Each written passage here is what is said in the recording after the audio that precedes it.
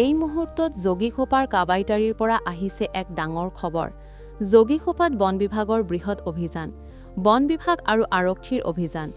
যোগীখোপাৰ কাবাইতাৰী সাপ্তাহিক বজাৰত অবৈধ কাঠ বজাৰ উৎখাত, দমে দমে জব্দ মূল্যৱান কাঠ। অভয়াপুৰী সম-জিলা আয়ুক্ত শান্তা কাৰ্কি চিত্ৰী আৰু বঙাইগাঁও জিলা ডিএফঅ শনীন্দ্ৰ কলিতাৰ নেতৃত্বত বন বিভাগৰ বৃহৎ দলে চলাই অভিযানত কেইবা লক্ষাধিক টকাৰ মূল্যৱান কাঠ জব্দ। উল্লেখযোগ্য যে কাবাইতাৰী সাপ্তাহিক বজাৰত দীৰ্ঘদিন ধৰি মুকলিভাৱে চলি আছিল কাঠৰ বজাৰ।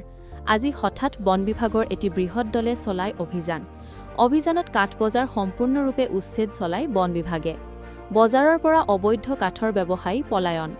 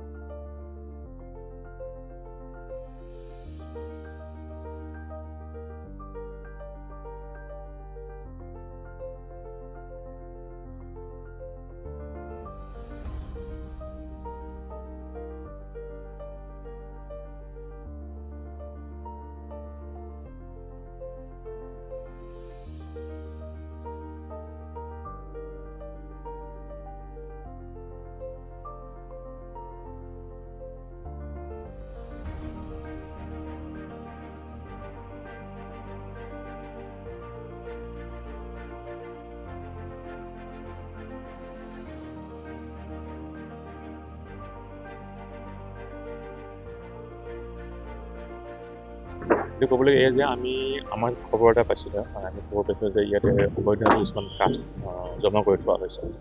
খবৰ পাই আমি তেনেকৈ চোৱা চিতা কৰিলোঁ, খবৰ কিছুমান কাঠ জমা কৰি থোৱা আছে। সকলোকে আমি আজি প্লেনিং কৰি পেলাই আজি আমি ৰাতিপুৱাৰ পৰা অভিযান কৰি চলাই আছোঁ। ইয়াতে যথেষ্টখিনি কাঠ ইয়াতে জব্দ কৰি কি বুলি কয় জমা কৰি থোৱা আছে। আমি গোটেইখিনি এতিয়া আমি চিজ কৰি পেলাই আমি আইনী ব্যৱস্থা গ্ৰহণ কৰিম। আমি ইয়াতে ছানবিন কৰি যদি পাওঁ যে কোন মানুহে জড়িত হৈ আছে তেতিয়া বিৰুদ্ধে আমি আইনী ব্যৱস্থা ল'ম। প্ৰথমতে আমি কাঠখিনি চাই আছোঁ, কাঠখিনি ক্লেইম যিটো অহা নাই, কোনো ক্লেইম কৰিব কাগজ পত্ৰ হ'ব নাই, সেইকাৰণে ক্লেইম কৰিব অহা নাই। গতিকে আমি অসম বন আইনৰ আমি ইয়াৰ ব্যৱস্থা গ্ৰহণ কৰিম। ইয়াতে আমি ওপৰে পাৰ্লি পাইছোঁ, আমি পমা পাইছোঁ, এনেকুৱা ধৰণৰ কাঠ কিছুমান ইয়াত পোৱা গৈছে। বিভিন্ন প্ৰজাতিৰ কাঠ ইয়াতে আছে। ইয়াতে বজাৰ মূল্য প্ৰায় 5,60,000 হ'ব, 5,00,000 ওপৰত হ'ব। কিন্তু আমি ইনফৰ্মেশ্যন পাইছোঁ যে এনেকৈ হিউজ কনচাইনমেণ্ট আমাৰ ইলিগেল এইটো আছে বুলি কিনে। তাৰপিছত সেইটো মতে আজি আমি জইণ্ট ৰাইডটো দিছোঁ আৰু আপুনি দেখিছে যে বহুতখিনি কাঠ আছে আৰু এতিয়া আমি চুজ কৰি লৈছোঁ ল'ম আৰু ইয়াতে কোনো আমি ক্লেইমেণ্টখিনি পোৱা নাই, কোনো ক্লেইম কৰিব অহা নাই ভোট বুলি কিনে। ইয়াতে আমাৰ লাইচেঞ্চ প্ৰেমাইছো আছে ওচৰত দুটামান, তেওঁলোকৰতো নহয়। আৰু সেইটো মতে আমি এতিয়া দেখিছোঁ চিজ কৰি আছোঁ।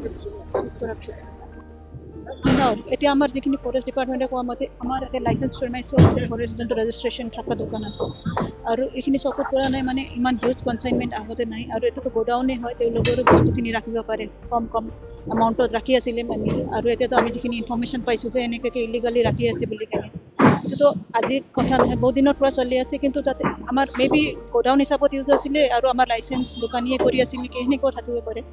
আৰু এতিয়াতো আমি যিখিনি ইনফৰ্মেশ্যন পাইছোঁ সেইটো মতে আমি এতিয়া কৰিছোঁ, যোনটো চিজ কৰিছোঁ যে ইমান হিউজ কোৱান্টিটি আমি কৰিব পাৰিছোঁ। আৰু আগতে মেবি ইমান এইটো নাছিলে আৰু মেবি ফৰেষ্ট ডিপাৰ্টমেণ্টৰ আমাৰ লাইচেঞ্চ প্ৰিমাইজ যিখিনি আছে যে দোকান ডিপোবিলাক আছিলে তেওঁলোকৰে বুলি ধৰা আছিলে।